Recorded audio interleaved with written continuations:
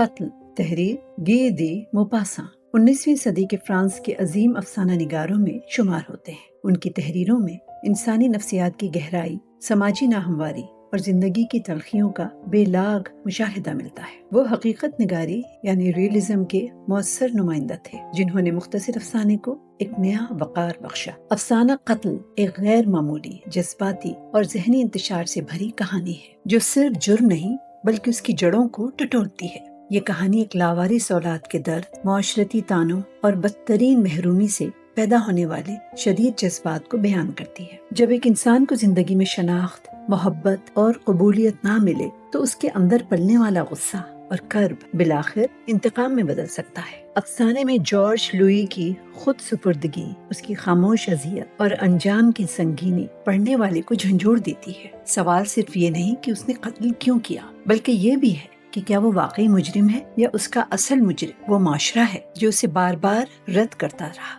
قتل صرف جرم کی کہانی نہیں، ایک اذیت ناک انسانی سچ ہے۔ وکیل صفائی نے عدالت میں ملزم کے دفاع میں دیوانگی کا عذر پیش کیا۔ اس عجیب جرم کی اور کیا توجہ ہو سکتی تھی؟ ایک صبح شاتو کے قریب گھاس میں ایک مرد اور عورت کی لاشیں ملی۔ دونوں ادھیڑ عمر، شہر کے معزز اور دولت مند لوگوں میں سے تھے۔ عورت 3 سال سے بیوہ تھی اور 1 سال قبل اس مرد سے اس کی شادی ہوئی تھی۔ ان کی کوئی دشمنی نہ تھی، نہ انہیں لوٹا گیا۔ لگتا تھا کہ انہیں تیز دھار آلے سے وار کر کے دریا میں پھینک دیا گیا۔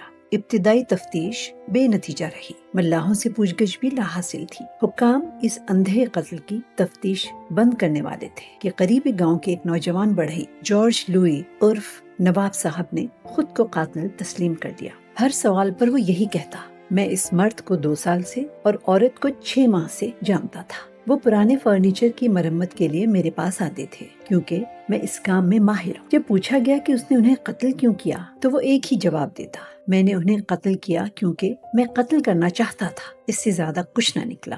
جارج لوئی ایک ناجائز اولاد تھا جسے گاؤں میں کسی کی تحویل میں چھوڑ دیا گیا تھا۔ اس کے والدین نے اسے بھلا دیا۔ وہ ذہین، مہذب اور شائستہ تھا، اس لیے لوگ اسے نواب صاحب کہتے تھے۔ اس کی بڑھئی کی مہارت مشہور تھی اور وہ کبھی کبھار لکڑی کے مجسمے بھی بناتا۔ کہا جاتا تھا کہ وہ سوشلسٹ، کمیونزم اور لا وجودیت کا پیروکار تھا۔ مہماتی ناولوں کا شوقین اور مزدوروں اور کسانوں کے جلوسوں میں شعلہ بیان مقرر تھا۔ وکیل صفائی نے دیوانگی کا عذر پیش کیا۔ ایک بڑھئی اپنے بہترین، دولت مند اور فراخ دل گاہکوں کو کیوں مارے گا جنہوں نے 2 سال میں 3000 فرانک کا کام کروایا؟ صرف دیوانگی ہی اس کی وجہ ہو سکتی۔ ایک نچلی طبقے کا شخص جو بورژوا سے انتقام لینے کے لیے قتل کرتا ہے۔ وکیل نے نواب صاحب کے لقب پر بھی زور دیا جو اس لاوارث کو دیا گیا تھا۔ یہ قسمت کی ستم ظریفی نہیں، اس نے کہا۔ ایک لاوارث، جمہوریت پسند، اس سیاسی جماعت سے وابستہ جسے کبھی گولیوں سے اڑا دیا جاتا تھا اب قبول کیا جاتا ہے۔ اسی نے اسے پاگل کیا۔ اس نے موسیو گمبیتا اور موسیو گریوی کی موت کے نعرے سنے اور اس کا ذہن الٹ گیا۔ اس نے بورژوا کا خون مانگا۔ مورد الزام ملزم نہیں، معاشرہ ہے۔ عدالت کے حاضرین نے اسبات میں سر ہلایا۔ وکیل استغاثہ خاموش رہا۔ جج نے آخری سوال کیا، کیا ملزم کو اپنے دفاع میں کچھ کہنا ہے؟ جارج لوئی کھڑا ہوا، درمیانہ قد، سنہری بال، سرمئی آنکھیں اور متوازن آواز کے ساتھ اس نے بولنا شروع کیا۔ اس کے چند الفاظ نے سب کی رائے بدل دی۔ جناب، میں پاگل خانے نہیں جانا چاہتا، موت بہتر ہے۔ میں سب بتا دیتا ہوں، میں نے انہیں اس لیے قتل کیا کہ وہ میرے والدین تھے۔ میری کہانی سنیں۔ ایک عورت نے مجھے جنم دیا اور ایک آیا کے حوالے کر دیا۔ اسے نہیں معلوم تھا کہ وہ مجھے کہاں لے گئی۔ میری قسمت میں ذلت اور ناجائز ہونے کی بدنامی لکھی گئی، بلکہ موت کی سزا۔ وہ مجھے لاوارث پھینک کر بھول گئی۔ دوسری آیاؤں کی طرح وہ بھی مجھے بھوک سے مرنے دیتی، لیکن جس عورت نے مجھے پالا وہ میری ماں سے زیادہ رحم دل تھی۔ اس نے مجھے بڑا کیا لیکن غلطی کی۔ اسے مجھے مرنے دینا چاہیے تھا، جیسے شہر کی گندگی باہر پھینکی جاتی ہے۔ بچپن سے مجھے لگتا تھا کہ کوئی بوجھ مجھ پر ہے۔ ایک دن بچوں نے مجھے حرامی کہا۔ انہیں اس کا مطلب نہیں معلوم تھا، لیکن یہ لفظ میرے کانوں میں پگھلے سیسے کی طرح اترا۔ میں اسکول میں ذہین تھا۔ اگر میرے والدین نے مجھے لاوارث نہ پھینکا ہوتا، میں شریف یا معزز بن سکتا تھا۔ انہوں نے میرے خلاف جرم کیا، میں شکار تھا، وہ مجرم۔ میں بے یار و مددگار تھا، وہ بے رحم۔ انہیں مجھ سے محبت کرنی چاہیے تھی، لیکن انہوں نے مجھے مسترد کیا۔ انہوں نے مجھے زندگی دی، لیکن یہ تحفہ نہیں، نحوست تھی۔ مسترد کرنے کے بعد میرے پاس صرف انتقام بچا۔ ان کا ظلم غیر انسانی تھا۔ جس کی تحقیر ہو وہ جوابی کارروائی کرتا ہے۔ جس کا مال لوٹا جائے وہ واپس لیتا ہے، جسے دھوکہ دیا جائے وہ قتل کرتا ہے۔ مجھے لوٹا گیا، دھوکہ دیا گیا، ذلیل کیا گیا، میں نے صرف انتقام لیا، میں نے قتل کیا، یہ میرا حق تھا۔ انہوں نے مجھے ذلت کی زندگی دی، میں نے ان کی خوشحالی چھین۔ آپ اسے پدر کشی یا مادر کشی کہیں گے، لیکن کیا وہ میرے والدین تھے جن کے لیے میں بوجھ تھا، ایک خوف، بدنامی کا داغ؟ ان کی لذت نے مجھے بن چاہی اولاد بنایا۔ انہوں نے مجھے ختم کرنے کی کوشش کی، میں نے موقع ملنے پر ان سے ویسا ہی کیا۔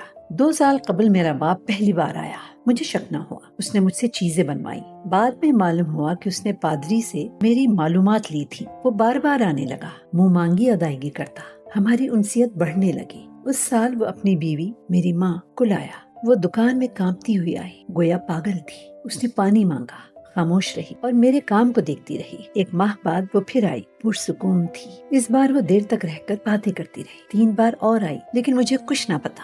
پھر ایک دن اس نے میری زندگی، بچپن اور والدین کے بارے میں پوچھا۔ میں نے کہا میرے والدین وہ بد نصیب تھے جنہوں نے مجھے لاوارث پھینکا۔ وہ بے ہوش ہو گئی، تب میں سمجھا یہ میری ماں ہے۔ میں نے ان کے بارے میں معلومات جمع کی۔ ان کی شادی پچھلے جولائی میں ہوئی۔ میری ماں 3 سال سے بیوہ تھی۔ کچھ کہتے تھے کہ ان کا عشق اس کے پہلے شوہر کی زندگی میں شروع ہوا تھا، لیکن کوئی ثبوت نہ تھا۔ ثبوت میں تھا، وہ ثبوت جسے چھپایا اور ختم کرنے کی کوشش کی گئی۔ میں ان کے اشارے کا منتظر رہا۔ ایک شام وہ پھر آئے۔ میری ماں مضطرب تھی، اس کی نگاہیں میرا چہرہ ٹٹول رہی۔ جانے سے پہلے اس نے کہا، تم محنتی ہو، میں تمہارا بھلا چاہتی ہوں، تم شادی کرنا چاہو گے، میں مدد کروں گی۔ میری پہلی شادی میری مرضی کے خلاف تھی، اب میں آزاد، دولت مند اور بے اولاد ہوں۔ یہ لفافہ لو، اپنی شادی کا بندوبست کرو۔ میں نے اسے تکتے ہوئے کہا، آپ میری ماں ہیں۔ وہ لڑکھڑائی۔ اس کا شوہر چیخا، تم دیوانے ہو۔ میں نے کہا، مجھے معلوم ہے آپ میرے والدین ہیں، اعتراف کریں، میں راز رکھوں گا۔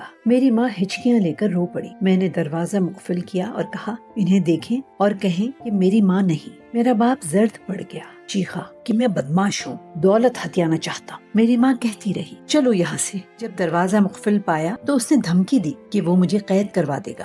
میں نے دروازہ کھول دیا اور انہیں شام کے سائے میں بھاگتے دیکھا۔ مجھے لگا کہ میں پھر یتیم ہو گیا، لاوارث، اکیلا۔ ذلت، خوف اور کراہت نے مجھے کچل دیا۔ ظلم کے خلاف بغاوت کی آگ بھڑک اٹھی۔ میں ان کے تعاقب میں بھاگا۔ وہ دریا کے کنارے ریلوے اسٹیشن جا رہے تھے۔ اندھیرا چھا چکا تھا۔ میں خاموشی سے ان کے پیچھے پہنچا۔ میری ماں رو رہی تھی۔ میرے باپ نے کہا، یہ تمہاری غلطی ہے، اس سے ملنا احمقانہ تھا، ہم دور سے مدد کر سکتے تھے۔ جب ہم اسے بیٹا نہیں کہہ سکتے تو ملنے کا کیا فائدہ؟